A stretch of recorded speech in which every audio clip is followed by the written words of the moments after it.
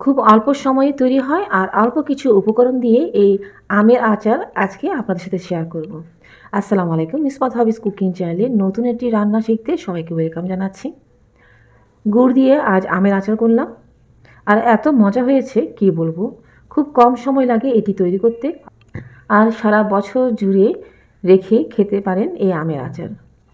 এখানে 2 কেজি আম দেখতে পাচ্ছেন, তবে আমার লাগবে 1.5 কেজি আম। প্রায় কচি টাইপের আমগুলো নিয়েছি। এখনকার আমগুলোতে কিন্তু আঁটি সহ কাটা যায়, আরও কিছুদিন পরে আঁটিগুলো শক্ত হয়ে গেলে কাটা যাবে না।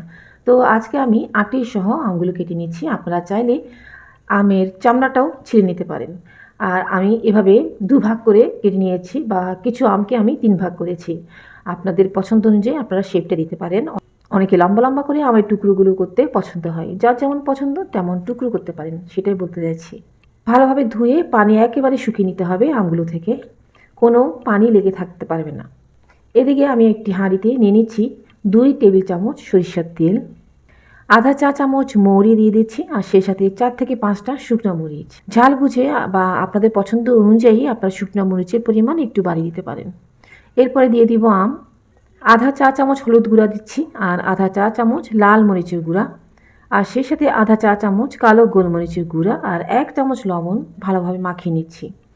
আর 5 মিনিটের জন্য ঢেকে রাখছি চুলার ফ্লেমটা মিডিয়াম লোতে দিয়ে। আমগুলো মোটামুটি একটু সেদ্ধ করে নেব, এটাই। এদিকে চলুন ফ্রাইং প্যানে একটি মশলা তৈরি করতে হবে। এখানে আমি বেশ কিছু শুকনো মশলা নিয়ে নিচ্ছি। প্রথমে নিয়ে নিচ্ছি 2 টেবিল চামচ মৌরি, 1 টেবিল চামচ জিরা, 3 টেবিল চামচ ধনে নিতে হবে। তো আমার কাছে গোটা ধনে ছিল না, আমি ধনে গুঁড়ো ইউজ করব 2 টেবিল চামচ। 5 থেকে 6টা শুকনো মরিচ, 1 চা চামচ আজওয়াইন, অর্থাৎ অনেকে জোয়ান বলে। সুপার মার্কেটে এই জোয়ান বা আজওয়াইন কিনতে পাওয়া যায়। আধা চা চামচ কালো গোলমরিচ লাগবে। তো আমার হাতের কাছে গোটা কালো গোলমরিচ নেই, আমি গুঁড়াটা পরে অ্যাড করে নিব। আর সেই সাথে দিয়ে দিচ্ছি আধা চা চামচ মেথি। চুলা লো হিটে রেখে একটু ভেজে নিচ্ছি।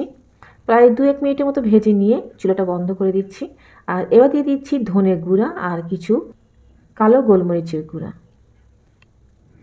আর একটু নেড়েচেড়ে মিশিয়ে নিয়ে ঠান্ডা করে এগুলো গুঁড়া করতে হবে। তো একেবারে মিহি গুঁড়া করতে হবে না, একটু দানা দানা থাকবে এরকম গুঁড়া করতে হবে।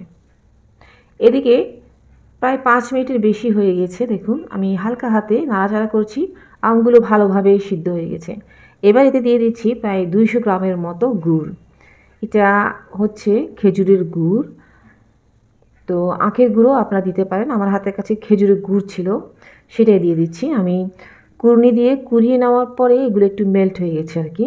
এগুলো আপনা আপনি গলে যাবে, তাই আমি নাড়াচাড়া করছি না, ঢাকনা দিয়ে 1 মিনিটের জন্য রেখে দিচ্ছি। 1 মিনিট পরে দেখছেন এগুলো কেমন গলে যাচ্ছে, তাই না? তো এদিকে গুঁড়া মশলাগুলোও তৈরি। 1 টেবিল চামচের মতো গুঁড়া মশলা আমি কৌটায় রেখে বাকি সব দিয়ে দিচ্ছি আমের আচারের সাথে। এবার হালকা হাতে মিশিয়ে নিচ্ছি। আমার কাছে ভালো লেগেছে এই আচারটায় সরিষার তেলটা অনেক কম লেগেছে, আর মশলা তো দেখতে পাচ্ছেন ঘরে যা ছিল তা দিয়ে তৈরি করে ফেললাম। আর এত সহজে তৈরি হয়ে গেল একদম কম সময়ে, কি আর বলবো। আর তৈরি হওয়ার পরে এটা খেতে যে এত মজা হয়েছে, আগে কখনো ট্রাই না করলে একবার করে দেখতে পারেন, ভালো লাগবে। ঢেকে দিলাম আরও 1 মিনিটের জন্য। দেখতে পাচ্ছেন ভালোভাবেই গুড়গুলো কিন্তু গলে মিশে গিয়েছে আর মশলাগুলোও মিশে গিয়েছে।